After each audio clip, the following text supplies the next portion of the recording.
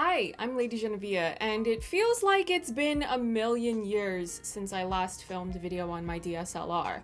I was filming reviews on my computer to save time while I finished papers for my classes, and now I can actually set my things up again and talk to all of you about Dickinson, episode 8 of season 3, entitled My Life Had Stood a Loaded Gun. I feel rejuvenated, I feel energized with some extra pep in my step because I have now seen House of Gucci 7 times. Yes, that's right, you heard me. 7. Am I done yet? Not even close. What can I say? I love fictional drama, which is probably why I get excited every time something pops off on Dickinson, while all of the fans are left upset because they just want anyone and everyone to be okay, living happy, peaceful lives. Listen, I understand that feeling. When I have that feeling, I usually reach for one of my happy place films like Charlie's Angels 2000 or Grease 2. By the way, as a little sidebar, I have exams next week, so as you've probably already noticed, the idea of trying to fit in weekly reviews of Hawkeye simultaneously really is not doable for me. Also, there didn't seem to be as much interest from the audience in me reviewing those shows, so it's better for me to just stick with Dickinson because more people seem to want to watch what I have to say about that series. Episode 8 is eventful in an unexpected way, or maybe all of it is expected since apparently no one has kept anything secret about this season prior to its airing.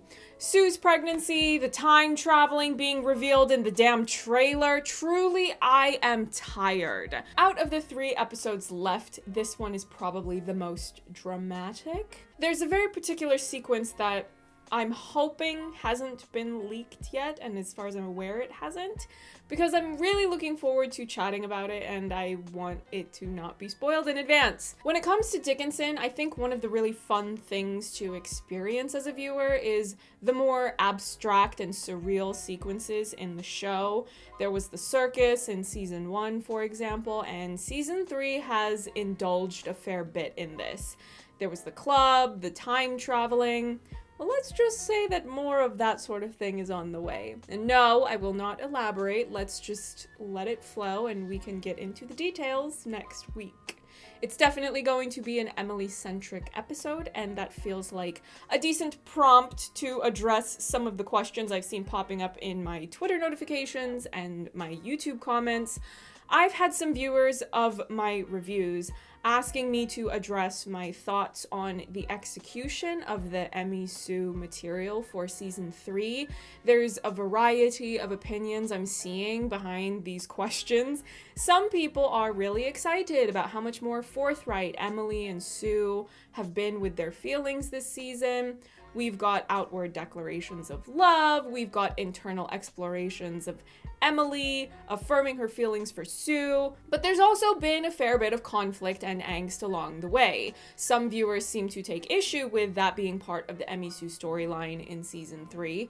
I don't really want to give my full opinion about that right now or speculate on the logistic or creative factors that could have influenced the way the creative team behind the series created this storyline for them in the final season. I do have some things I would like to say about it eventually, but I don't think that I want to get too deep into that until all 10 episodes have aired, so then I will be able to speak freely without worrying about having to tiptoe around things that haven't been released to the masses yet. So, what I have decided to do is that when episode 10 airs, I will post a regular spoiler review and general discussion of what has happened in that episode, the same way that I usually do, and share some broader thoughts about how certain character and story arcs have spanned the season.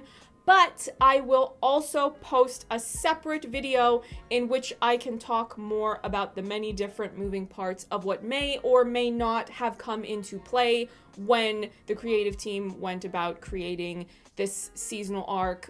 Full disclosure, it will all be my speculation.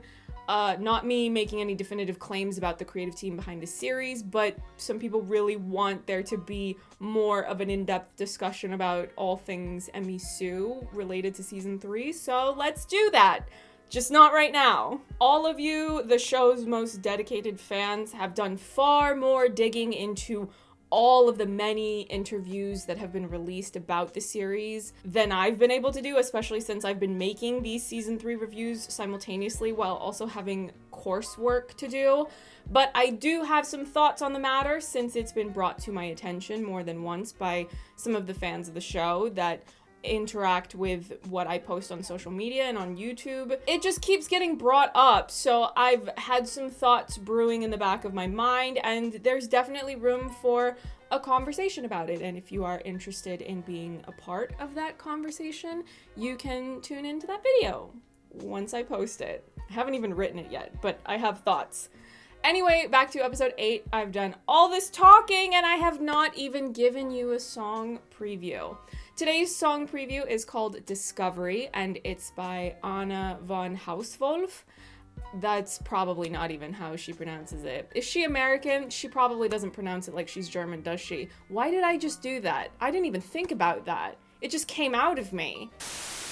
As always, I will link the song in the description box, and you are more than welcome to go check it out if you have not already done so.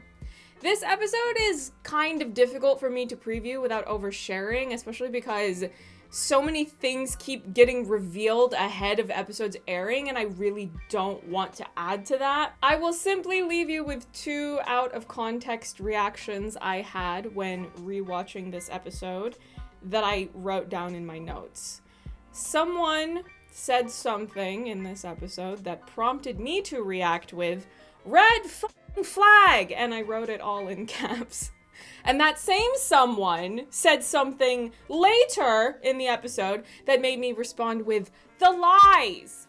So who exactly is acting up in episode 8? I really couldn't say. No, really, I'm not going to say. But I guess we'll all find out next week. Also, for the do not reveal list, there are 2 spoilers that are not supposed to be revealed that I will be sharing first thing in next week's review, which I'm about to film right now in a hurry because I want to get these reviews up and ready to go before I have to do all of my exams next week. Why did I say all of that? I have 2 exams, but that's still, it's exams. I also want to go see House of Gucci again. Don't yell at me for overindulging. Don't kill my joy. Thank you so much for watching. I know it's all over the place, but it's a cool episode. I'm pretty sure the majority of fans have been really loving the range of stories and creative concepts that season 3 has been serving thus far, and we are now here at the final push, so enjoy the adventure. It's the last bit, and I'll see you in the next one. Bye! Wow! Just in time to say hello to everyone, Kimiko-chan. Hi, say hello. ご挨拶しなさい, Kimiko-chan. No? Still not interested?